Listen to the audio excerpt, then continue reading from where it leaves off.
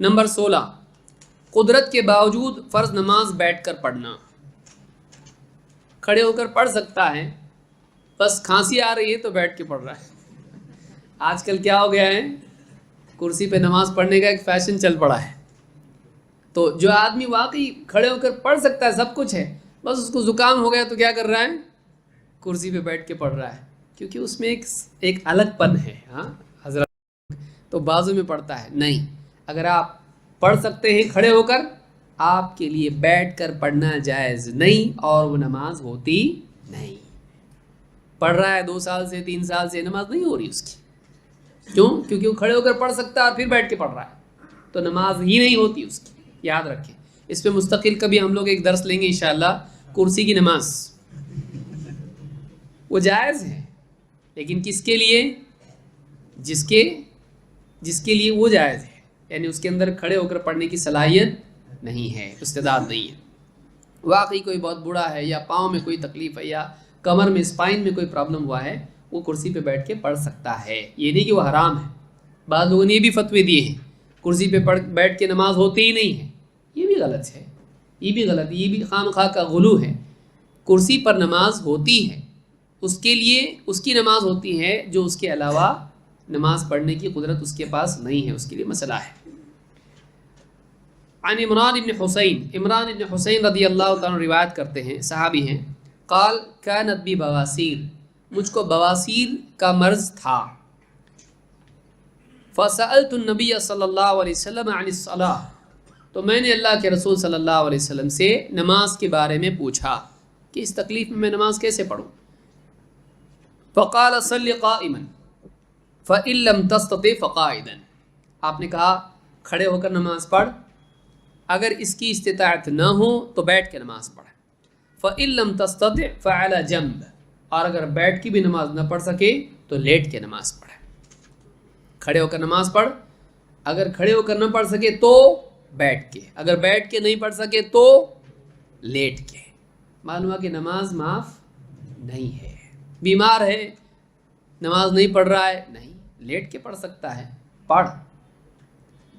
کھڑے ہو کے نہیں پڑھ سکتا ہے، بیٹھ کے پڑھ، بیٹھ کے نہیں پڑھ سکتا ہے، لیٹ کے پڑھ۔ اس سے بات معلوم ہوتی ہے کہ اگلی حالت میں انتقال اسی کے لیے جائز ہے جو پہلی حالت پر قادر نہ ہو، کیونکہ کیا کہا آپ نے؟ پہلے حکم کیا دیا؟ کھڑے ہو کر پڑھ، تو یہ اصل ہے، قیام کیا ہے؟ اصل ہے۔ اگر یہ ادا نہ کر سکے تو بیٹھ کے پڑھ، لیکن جو بیٹھ کر قادر ہے وہ لیٹ نہیں سکتا ہے، اس کے لیے بھی کیا ہے؟ بیٹھ نہیں سکتا ہے، تو جا کے وہ لیٹ کے پڑھ سکتا ہے۔ تو اس سے بات معلوم ہوتی ہے کہ اگر استطاعت کھڑے ہونے کی ہے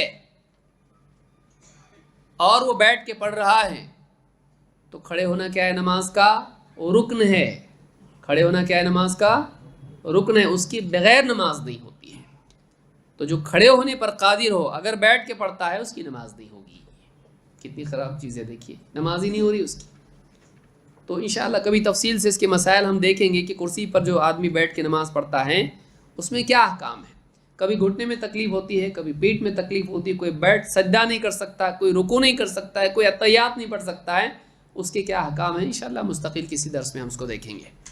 تو یہ بخاری کی حدیث ہے جس سے معلوم ہوتا ہے کہ جو آدمی قدرت کے باوجود بیٹھ کر نماز، کھڑے ہونے کی قدرت کے باوجود بیٹھ کر پڑھتا ہے، اس کی نماز نہیں ہوگی، اس لیے کہ اس نے رکن کو ترک کیا ہے۔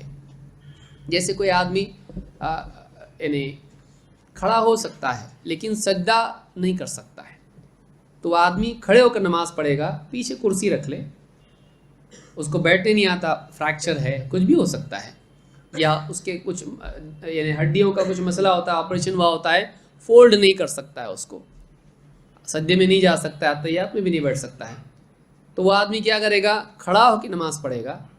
وہ رکوع بھی کر سکتا ہے، رکوع بھی کرے گا، لیکن جب سجدے کا وقت آئے گا تو پھر کرسی پہ بیٹھے گا اور جھک کر سجدہ کرے گا۔ کبھی آدمی جھک بھی نہیں سکتا ہے، صرف کھڑا ہو سکتا ہے، وہ کھڑا ہو کے نماز پڑھے گا، اور رکوع کے لیے کیا کرے گا؟ کرسی پر بیٹھ جائے گا، تھوڑا جھکے گا، سجدے کے لیے زیادہ جھکے گا۔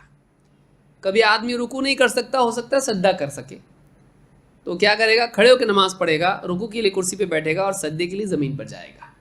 یہ تفصیلات ہیں انشاءاللہ کسی درس میں ہم اس کو دیکھیں گے. لوگ آرام سے بیٹھ جاتے کرسی پر اور سارا معاملہ کرسی پر ہو رہا ہے, نماز نہیں ہوگی. جو جس پر قادر ہے اس کو وہ کرنا پڑے گا. ٹھیک.